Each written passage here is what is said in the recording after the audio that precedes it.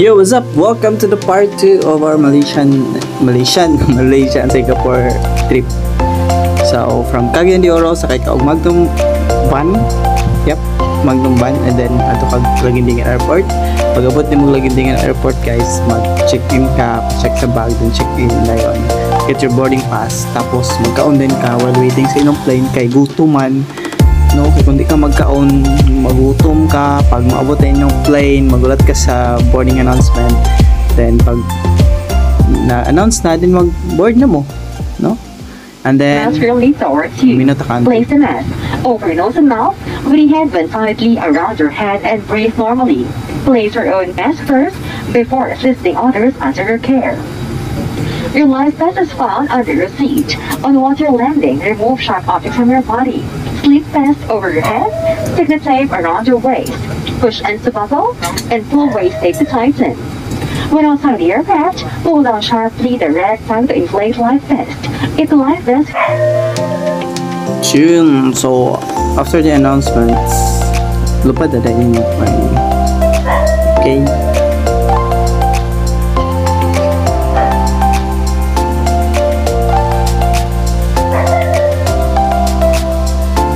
Okay, so pag abot og Manila, bayad mo travel tax sa inyo before mo maglinya dani sa international check-in kay para tuloy-tuloy inyong laban, no?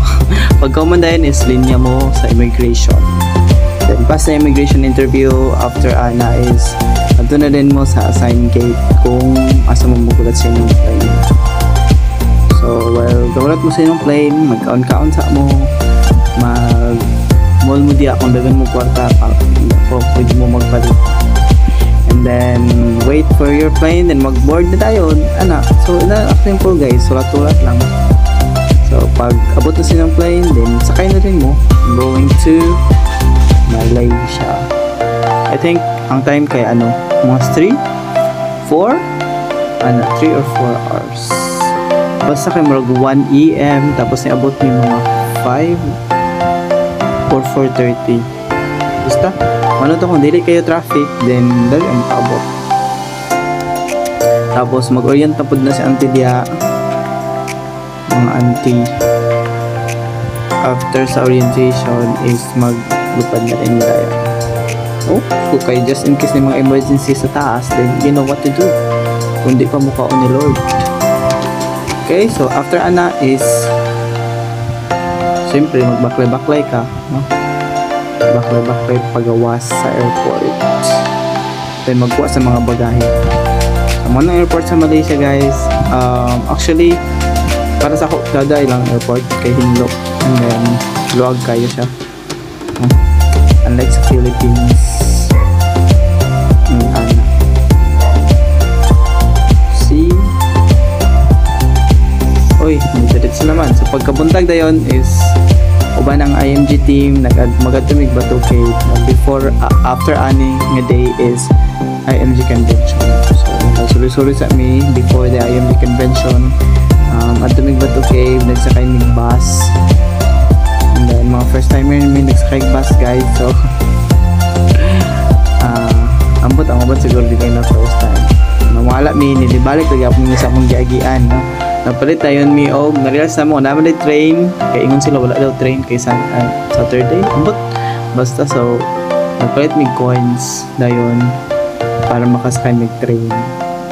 Nay duha, no, coins dari kani siya nga part coins ang yang gagawas niya, tapos dito sa pikas kay card yun ang train.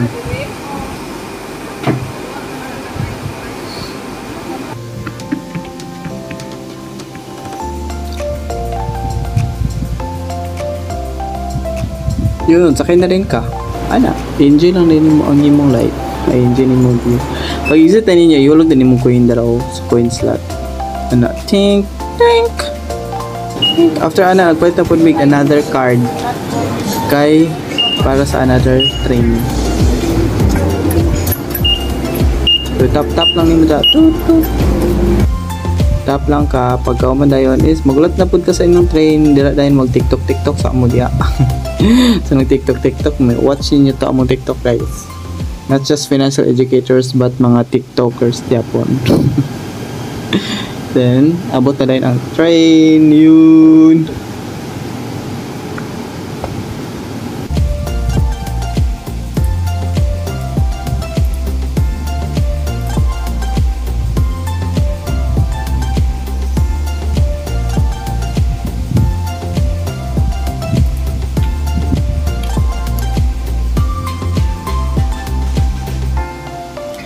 And then, abot na din mo sa Bato Cave. So, dara minaagi sa kilid niya. Pero, pwede po dito sa atubangan kung dito mo ayun. Pero sa train is, dara mig yun. So, naidagan kay kalapati. Tapos, na mga unggoy di guys, pwede niyo bogan.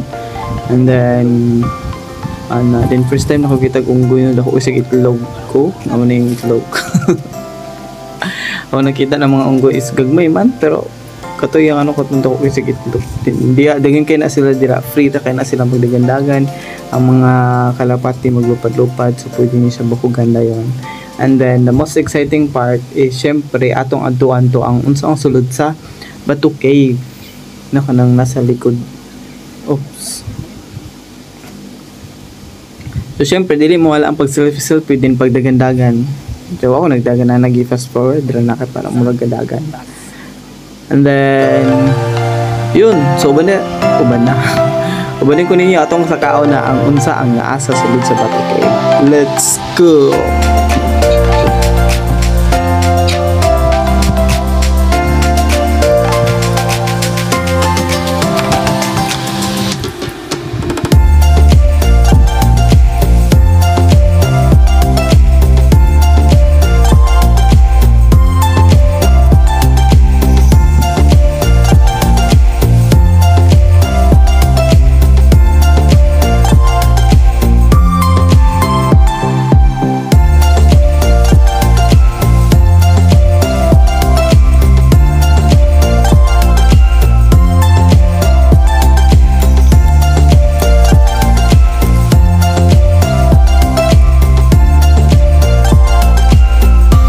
Kayo na around bayak mo search na siya sa around pila na sa steps 272 daw 272 steps so medyo taas din siya kung di pa sakitin yung mga to tapos first time ninyo so saka dyan madara atoan ninyo kung saan nasa pinaka sulod kay para dili masayang yung pag-ana.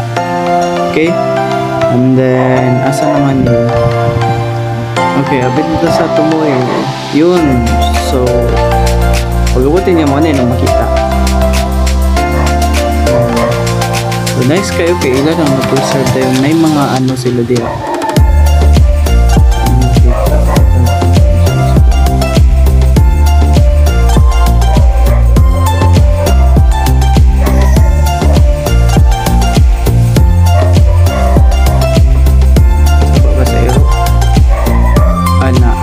Napag na siya sa pinakakuan ko dito or may church something or mag-vlog ko dito sa unahan.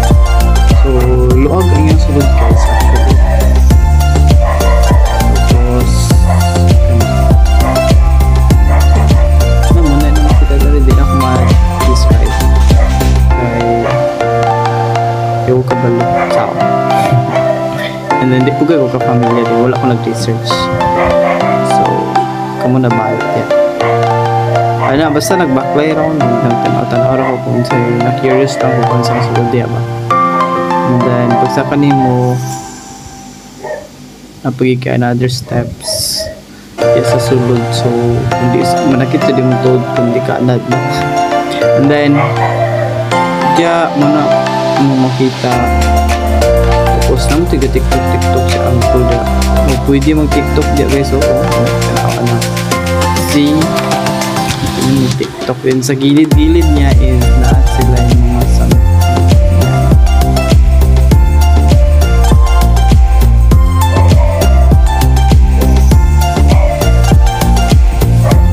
So, then ka na siya is church. Siguro church na yun. Basta again, wala ko nag-research na kasi tawag na siya. And then sa mga kilid-kilid niya naman makita na mga yun, pagkaman na yun is nanguli na i-enjoy lang na mo ito nga part then nangaon din may somewhere there sa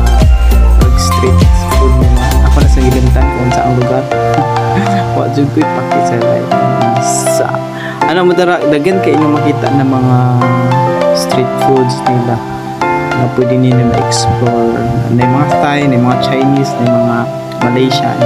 Then after ato nagulat na mi pagagabi dayon is nakadto din mi Petronas Tower, no, the popular Petronas Towers. Tsada kay na guys sa personal. Kada kayo ma-feel kung sa video, pero pag ato ninyo dito is chugid kay siya. And then yeah, I was really amazed kay basta amazing kayo. So mga mo Malaysia ayaw ninyo i-miss ang Petronas Towers kay na siya ang one of the tourist attraction nila. And then tapos kay sa mga building doon, I think may sulod may ani gamay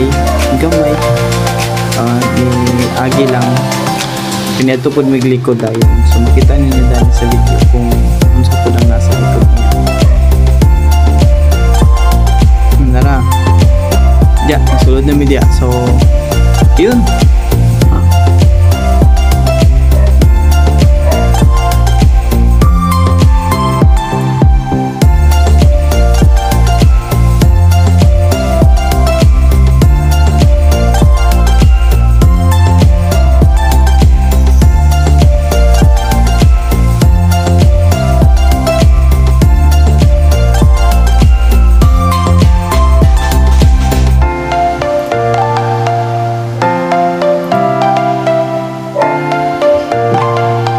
Okay, so muna pinaka last night. Then after that night, nag-prepare na din may pagkabuntag. Then mag-attend na may og IMG convention. So this is the IMG convention. The most important part sa travel. If you... Alright, let's go! Whoa!